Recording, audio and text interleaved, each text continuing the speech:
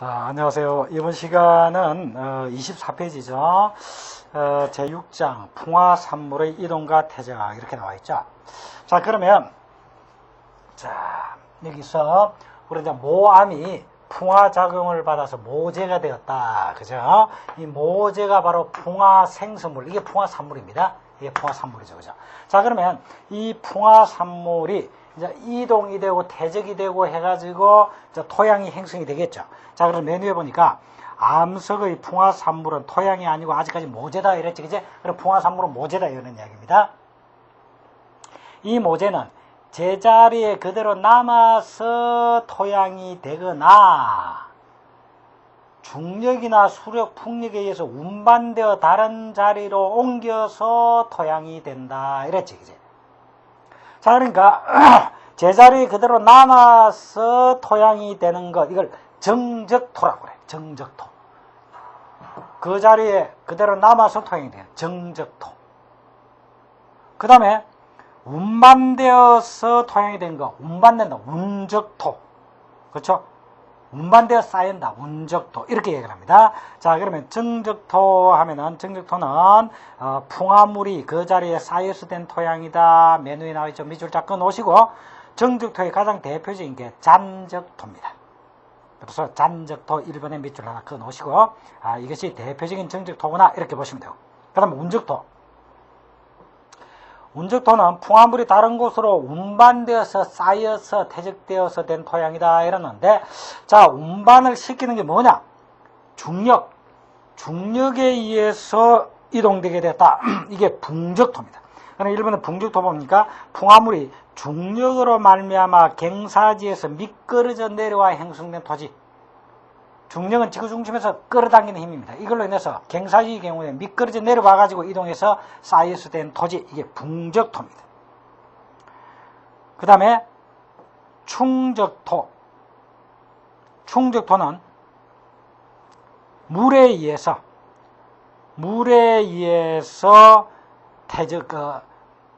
이동되어 퇴적된 토양이 충적토입니다. 충적토. 그 다음에 빙적토, 이거는 빙하에 의해서. 빙적토, 우리 교재로 보면 26페이지 7번에 남아있네. 빙하에 의해서 형성된 토양, 이 빙적토입니다. 빙적토. 빙적토 얘는 이번에 나와있듯이 미국이나 북유럽 지방에서는 주로 빙적토가 농경지로 되어 있다. 이렇게 되어 있죠. 그 밑줄 끊어오시고. 그럼 미국이나 북유럽 지방에서는 빙적토가 중요한 농경지로 되어 있다. 그 다음에 풍적토. 풍적토는 바람에 의해서 이동된 겁니다. 바람에 의해서 이동된 거. 그래서 풍적토는 26페이지 6번에 나와 있네요. 풍적토는 바람에 의해서 운반 퇴적된 토양이다. 이러한 풍적토의 가장 대표적인 것으로 어떤 것이 있느냐? 아도브와 레슈가 있다. 2번에 아도브, 3번에 레슈 이렇게 되어 있죠. 그럼 아도브는 미사질 토양 입자와 석회질 점토 등이 바람이 날려서 집적된 토양이고, 기억에 밑줄 끊으시고, 이것에 미국이나 뉴멕시코에 많이 분포되어 있다. 그 다음 레슈는 이번에 미시시피 강이나 미주리 강 유역, 러시아의 남부, 프랑스 및 폴란드 북부 지방 등 세계적으로 널리 분포되어 있는 중요한 농경지가 되고 있는 게 레슈다. 이런 건 다 풍적토다. 됐죠? 자, 그러면 이제 충적토를 한번 봅시다. 25페이지에 하성충적토, 해성토, 호성토 있는데 이건 전부 충적토예요. 그러면 이제 충적토는 뭐냐면 물에 의해서 충적토, 물입니다. 물에 의해서 운반되어 가지고 쌓여서 형성된 토양이 충적토인데, 그 물이 무슨 물이냐? 하천물이다. 하성충적토입니다. 하성충적토입니다. 그 다음에 바닷물이다. 해성토입니다. 바다 했죠. 해성충적토입니다. 바닷물이다. 그 다음에 호수물이다. 호성토입니다. 호수물이다. 그쵸? 자, 그래서 이건 전부 충적토인데, 하천물이다, 바닷물이다, 호수물이다. 그래서 하성충죽토 이거는 하수에 의해서 퇴직된 토양이고 논토양은 대부분 여기에 해당된다 이렇게 되어 있고, 이러한 하성충죽토, 다시 말하면 화성토에 홍함지라든지 한당구라든지 삼각주 같은 게 있습니다. 삼각주는 여러분 많이 들어봤죠. 그럼 홍함지는 홍수에 의해서 거듭 범람되었을 때 생성된 토양이다. 밑줄 거 놓으시고, 디귿에 하천의 양쪽 언덕에 양안에 잘 발달되어 있으며 비옥한 농경지로 이용되고 있다. 그 다음에 이번에 한당구는 본래 홍합지였던 것이 물에 의해서 깎임에 따라 계단식으로 된 것이다. 이것이 한당구다. 갱작지로 유래하다. 미열에 나오는 갱작지로 유래하다. 그 다음에 3번에 삼각주는 하천이 바다에 이르는 곳, 즉 다시 말하면 강하류에서 발달하고 있는 것인데, 강하류에 이르면은 유속이 감소되어서 운반되어 오던 토사가 퇴적되어서 형성된 삼각형 모양의 토지, 이게 삼각주입니다. 그리고 이건 비옥한 농경지고 고대 문명의 발상지는 주로 다 삼각주였다. 그래서 3번에 삼각주의 기억, 니은, 디귿 다 체크하시고. 자, 그러면 이런 충적토가 하천에 의해서, 바닷물에 의해서, 호수에 의해서, 그리고 하천에 의한 것 중에서 가장 대표적인 게 삼각주 기억하시고, 홍함지 기억하시고, 한당구 기억하시란 말이에요. 됐죠? 자, 어쨌든 이러한 충적토가 다 비옥한 토지다. 비옥한 토지고, 이런 충적토들이 물가에서 다 팽야를 이루고 있다. 그래서 물가에서 다 팽야를 이루고 있다. 그래서 충적토가 우리나라의 그 팽야지대의 토지는 다 충적토입니다. 대부분. 그래서 이 충적토는 우리나라의 큰 팽야들, 이게 다 충적토다. 됐죠? 충적토다. 이렇게 여러분들이 기억을 하시면 되겠습니다. 자, 그래서 26페이지 밑에 보니까 표로서 잘 정리를 해놨네. 그죠? 정적토는 풍화된 그 장소에 쌓인 것인데 대표적인 게 잔적토다. 이렇게 보시면 되고요. 운적토는 운반대에 이동된 것인데 중력에 의한 게 풍적토고, 물에 의했는데 물 중에서 빗물에 의한 게 선상대토고, 하성이라는 것은 충적토인데 이게 화성충적토, 이거는 하천물에 의해서 대표적인 게 홍함지, 한당구, 삼각주 이런 게 있고, 그 다음에 해성토가 있고 호성토가 있다. 그 다음에 빙적토, 빙하에 의한 거, 바람에 의한 풍적토의 대표적인 게 레슈, 아도브 같은 것이 있다. 이렇게 되어 있죠. 자, 그 중에서 밑에 보니까 비옥도가 크다. 농경지로 많이 이용되고 비옥도가 크다. 어떤 거냐? 체크가 쭉 되어 있는 게 홍함지, 한당구, 삼각주, 레슈, 아도브 기억하시기 바랍니다. 됐죠? 그리고 우리나라의 대부분 큰 팽야는 충적토다. 이렇게 보시면 되겠습니다. 자, 이렇게 해서 제2편을 쭉 봤고요. 이제 제3편 넘어갑시다. 제3편은 42페이지죠. 3편에 이제 토양의 생성인자 일로 넘어가야 되겠습니다. 자, 그럼 토양 생성인자다라고 하면 이제 여기서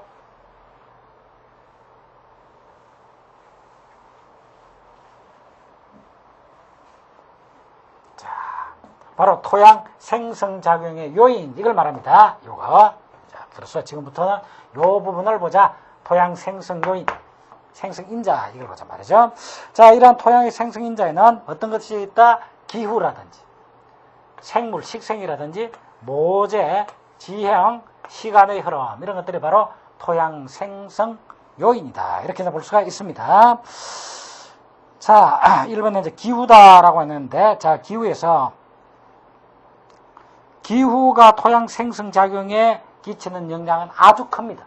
그래서 토양 생성작용에 끼치는 요인 중에 기후가 제일 크게 작용하고 있습니다. 자, 예를 든다라고 한다면 우리나라의 기후를 한번 보면요. 우리나라 기후는 강수량이 연평균 약 1300ml쯤 됩니다. 강수량이 굉장히 많죠. 1300ml 정도 되는데 이것이 1년 내도록 잘 나누어져 가지고 이렇게 균일하게 이렇게 비가 오느냐? 그렇지 않죠. 몰려서 7월, 8월에 집중적으로 내립니다. 그러면 7월, 8월에 집중적으로 비가 내리면은 이 비로 인해서 토양에 포함되어 있던 염기가 다 씻겨 내려갑니다. 그래서 염기가 씻겨 내려와서 그게 이 토양의 생성 과정에서 염기가 다 씻겨 내려가 버리니까 우리나라의 토양은 염기가 다 씻겨 내려가는 산성토가 많다 이 말이에요. 산성토가. 그래서 산성토는 작물의 생육에 바람직하지 못하다. 그래서 이 산성토를 중화시키기 위해서 어떻게 해야 되겠는가? 이런 것들을 연구하게 되는 것이다. 그래서 산성토가 많다. 이와 같이 이 기후라고 하는 것은 토양의 생성에 굉장히 크게 영향을 미치는 생성인자입니다. 자, 우리 교재를 보면 1번에 기후 조건에 따라 토양 생성 속도가 다르다. 예를 들어서 고온다습한 지역에서는 고온다습하면 토양 생성 속도가 빠릅니다. 한랭 건조하면 느립니다. 그래서 1번에 밑줄 짝. 기후 조건에 따라 토양 생성 속도가 다르다. 고온다습일 때 빠르다. 고온으로 인해서 열로 인해서 붕괴가 되거나 분해가 쉽게 될 것이고, 다습, 습기가 많음으로써 붕괴가 빨리 올 것이고, 이렇게 돼서 풍화작용이나 토양 행성작용이 빠르게 이루어진다. 자, 그래서 1번. 그 다음에 3번에 보니까 토양 생성인자 중 토양 생성에 가장 크게 영향을 미치는 것은 기후다. 기후 중에서도 기온과 강우량이 크게 영향을 미치는데, 아까 전에 강우량이 우리나라의 경우 예를 들어봤다. 그래서 연기가 많이 씻겨 내려서 토양의 성분이 산성화되는 그런 경향이 있다 이랬죠. 그래서 강우량의 경우 연중 강우량보다 강우 속도, 다시 말하면 집중적으로 얼마나 많이 내리느냐, 이게 중요하고, 한 번에 많이 내리는 강우가 토양 생성을 훨씬 더 빨리 진행을 시킨다. 자, 그래서 1번 체크, 3번 체크 하시고요. 1번 체크, 3번 체크 하시고, 그 다음에 쭉 넘어가서, 그 중간에 볼 필요 없고, 쭉 넘어가서 43페이지. 이번에 이제, 생물, 식생. 자, 식생을 하면서. 토양 중의 생물은 토양 유기물의 함량에 영향을 줍니다. 토양 중의 생물은 토양 유기물.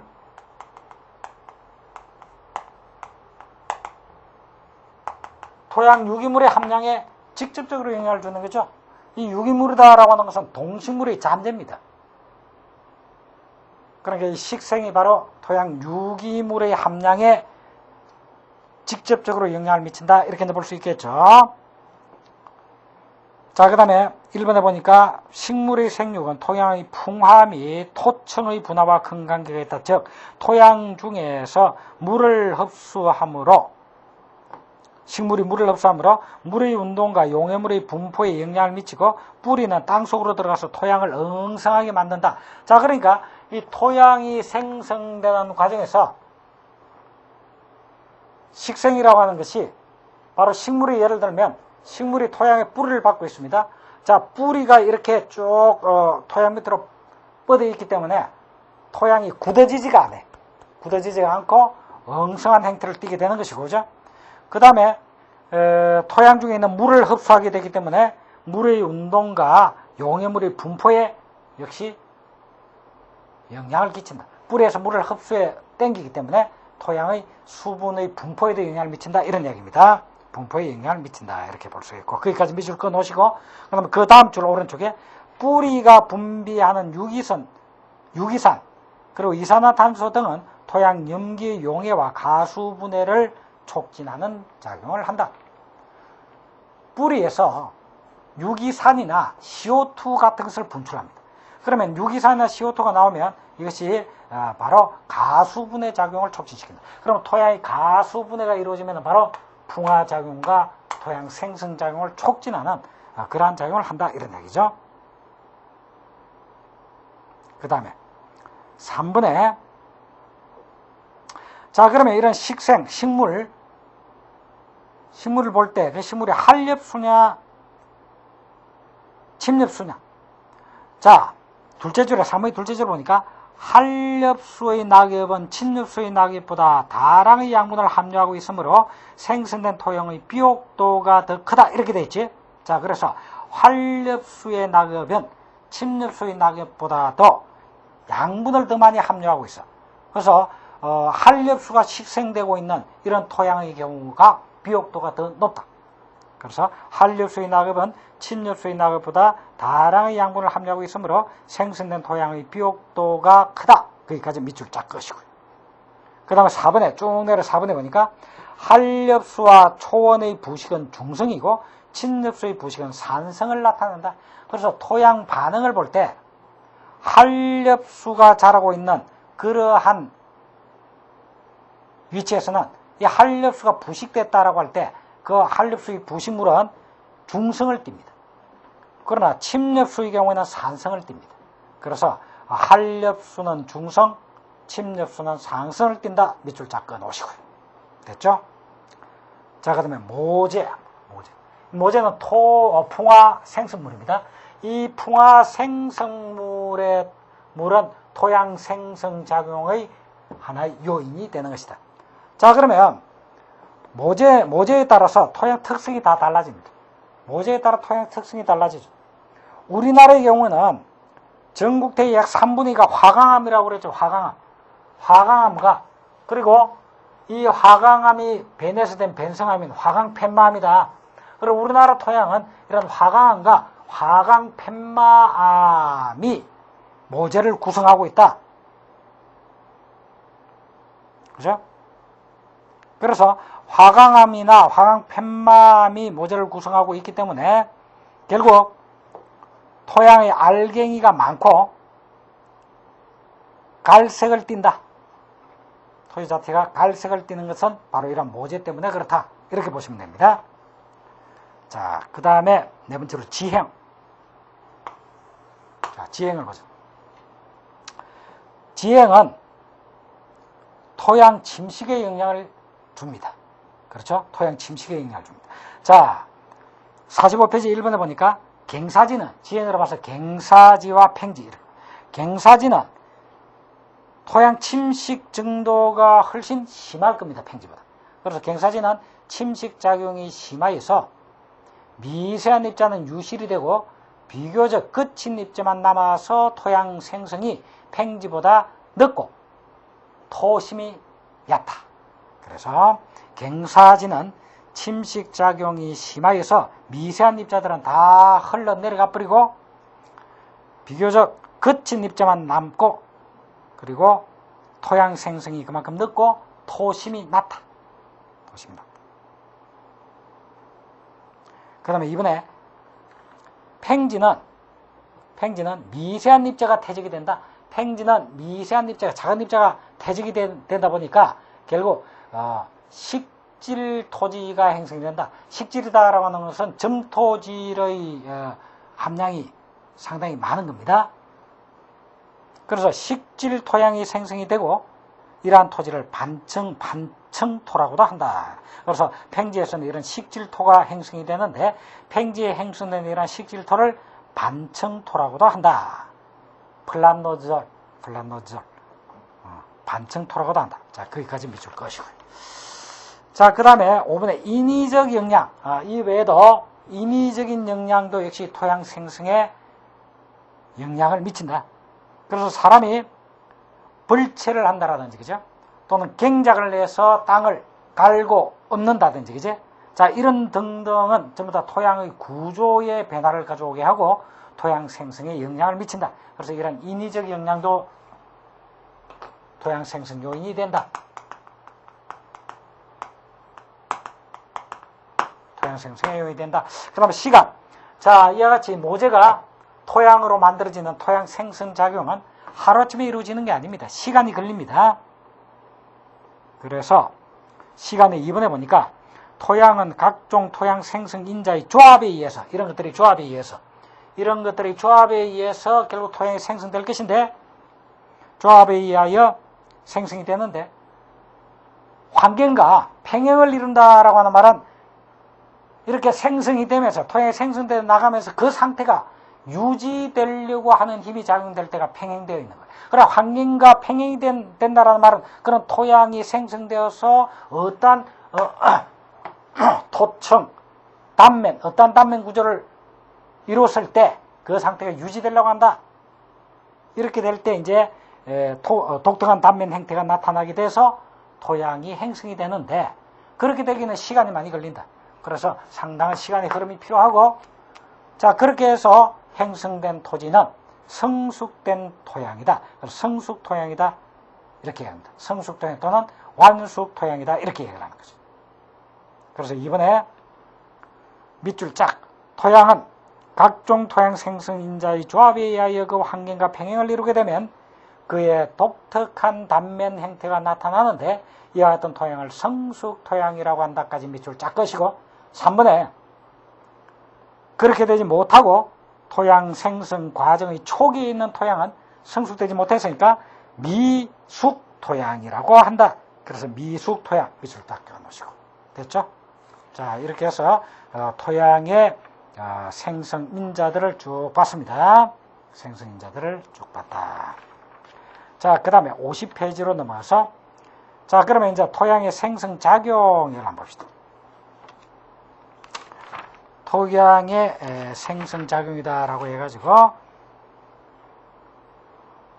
포드졸 작용이라든지 라토졸 작용이라든지 뭐 이런 용어들이 쭉 있습니다. 그래서 이제 이 용어들의 의미만 여러분들이 간략하게 기억을 하시면 되겠습니다. 자, 그러면 우선 포드졸화 작용이다라고 할 때, 포드졸화 작용이다라고 하는 것은 뭐냐면 한냉서뷴 지대에서 한냉서뷴 지대에서 토양이 생성되는 작용을 포드졸화 작용이라고 그래요. 그러면 포드졸화 작용이 그런 거니까 포드졸이 뭐냐 물으면 한냉서뷴한 지역의 토양을 포드졸을 한다, 이렇게 생각하시면 돼요. 한냉서뷴한 지역의 토양을 포드졸이라고 하는구나. 그러면 이런 한냉서뷴 지대에서 토양이 생성되는 작용을 포드졸화 작용이라고 이야기를 한다, 이렇게 보시면 되고요. 자, 51페이지에 이런 포드졸화 작용에 의해서 토양이 이런 단층 구조를 행성을 합니다. 그래서 잘 발달된 포드졸의 토양 단면은 맨 위에 산성 부식이 자리 잡고 그 밑으로 내려감에 따라서 유기물이 침식되고 그 아래에 철분이나 알루미늄이 침수되어서 이렇게 단층 구조를 이루고 있다, 이렇게 볼 수 있는데, 맨 위에 있는 산성 구조를 하고 있는 O1, O2 이 구조를 우리는 O층이라고 그러고, 이 O층이 바로 유기물층입니다. 자, 그래서 보면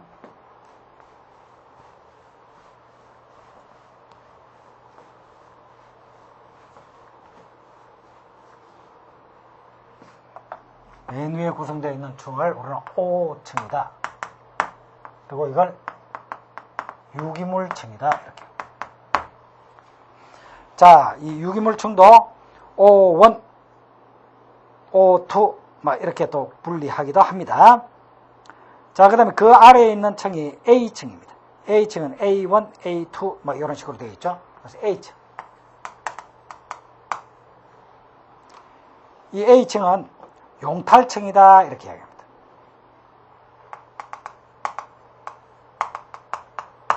그리고 토양에 포함되어 있는 규산이라든지 또는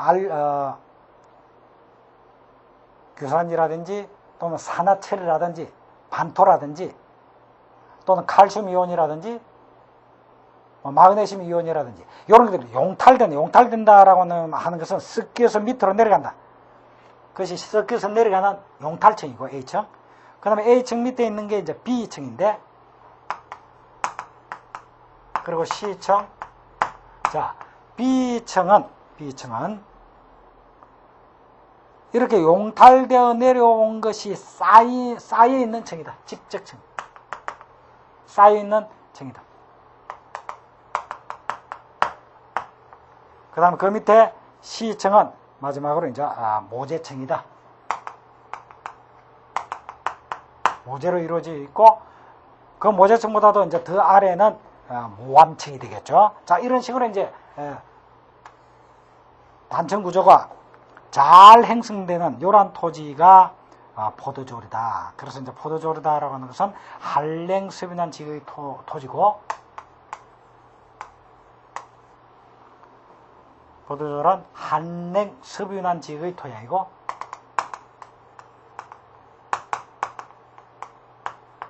섭연한 지역의 토지고, 이 포도절이 잘 형성되어 있는 그런 경우에는 이렇게 단층 구조가 잘 짜여진다. 이렇게 보시면 됩니다.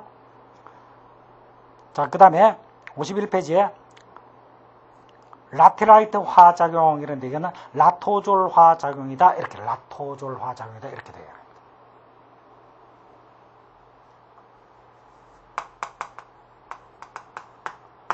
자, 그럼 라토졸은 뭐냐?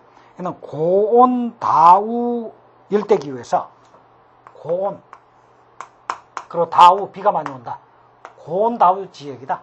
고온 다우 지역에서 건기와 우기가 교대로 일어나는 그러한 지역에서 철과 알루미늄이 집적되고 규산이 용태되는 작용으로 규산비가 낮은 토양이 형성되는 이러한 현상을 라토졸 화작용이다. 이렇게 얘기를 하고, 그러면 라토졸이다라고 하는 것은 뭘 말하느냐? 라토졸이다라고 하는 말은 바로 고온다우 지역의 토양을 말한다. 이렇게 보시면 돼요. 그러면 고온다우 지역의 토양으로서 여기에서는 규산비가 낮다. 규산비가 낮다. 이게 이제 특징이다. 그럼 규산비는 무엇의 비율을 말하면 규산과 반토의 비율을 말합니다. SiO2, 이 규산이죠. 규산과 반토는 알루미늄이 산화된 Al2O3라든지 또는 산화철인 Fe2O3 산화철이죠. 그러니까 반토 분호 규산이 차지하는 비율, 이 규산비, 또는 산화철 분호 규산이 차지하는 비율, 이걸 규산비라고 그래. 규산비라고 그러는데 라토졸의 경우는 규산이 용탈이 되어버립니다. 규산이 용탈이 된다면 규산이 쉽게 내려가 버려요. 규산이 쉽게 내려가니까 이 규산의 함량이 적습니다. 규산 함량이 적으니까 규산비가 낮겠죠. 규산비가 낮다. 이것이 바로 라토졸의 특징이다. 이렇게 보시면 되겠지. 라토졸의 특징이다. 자, 그 다음에 52페이지에 글라이화 작용 이렇게 되어 있죠. 지하 수위가 높은 저습지나 배수 불량지에서 화는 상태가 발달하면서 청해석을 띠는 지층이 발달하는 토양 생성 작용이다. 이렇게 얘기를 했지. 그러면 여기서 글라이화 작용이다라고 하는 것은 글라이가 생성되는 작용이다. 이렇게 보시면 돼요. 그러니까 여러분들이 글라이 화작용이다 이러면 글라이가 형성되는 작용이다 이렇게 보시면 되는 말이야. 그럼 글라이라는 게 뭐냐? 글라이라는 게 뭐냐? 자, 포도졸, 라토졸, 글라이 이렇게 보시면 돼. 글라이라는 게 뭐냐? 물으면 글라이라는 것은 주로 저습지의 토지를 말하는데 화는 상태가 발달한다 이 말은 산소가 불충분하다. 그래서 저습지의 토지다. 저습지의 토지인데 저습지, 물에 잠겨 있다. 자, 물에 잠겨 있으면 산소가 부족하게 되겠죠. 그죠? 그래서 산소가 부족한 저습지의 토지로서 산소 부족 토지다. 산소가 부족하다라고 하는 말은 환원이 이루어져 버린다. 환원이다라고 하는 건 산소를 뺏어가 버린다 이 말이에요. 산소와 결합되는 작용을 우리는 산화작용이라고 그러고 산소를 뺏어가는 작용을 환원작용이라고 그래요. 그러니까 환원이 나타나서 저습지에 물과 결합됨으로써 환원이 나타나서 산소를 뺏어가 버리니까 산소가 부족한 그러한 상태로 있는 토지가 글라이다. 글라이는 청해석을 띠고 있다. 이 글라이라는 토지는 청해석의 토지다. 자, 이 정도 기억하시면 되겠죠. 자, 그다음에 3번에 보니까 이 글라이 토지에서는 산소가 부족하니까 호기성 미생물은 활동하기가 어렵습니다. 그래서 호기성 미생물의 활동이 줄어들고 햄기성 미생물에 의해서 활동이 이루어집니다. 산소가 부족하니까. 그래서 햄기성 미생물에 의해서 유기물이 분해가 이루어지므로 결국 유기물 분해 속도가 느리다. 자, 유기물이 분해된 것, 유기물 분해 속도가 느리다. 그러면 이런 부식물이 동물과 식물의 잔재가 부식물인데 이런 부식물이 미생물의 작용으로 인해서 분해가 돼야 되겠지. 근데 분해 속도가 느리니까 부식의 집적 양은 많다. 이렇게 볼 수가 있겠죠. 그래서 이건 결국 산소가 부족하니까 햄기성 미생물이 유기물을 분해하게 될 것이고, 그러다 보니까 유기물의 분해 속도가 늦단 말이에요. 유기물 분해 속도가 늦으니까 부식의 집적량이 많다.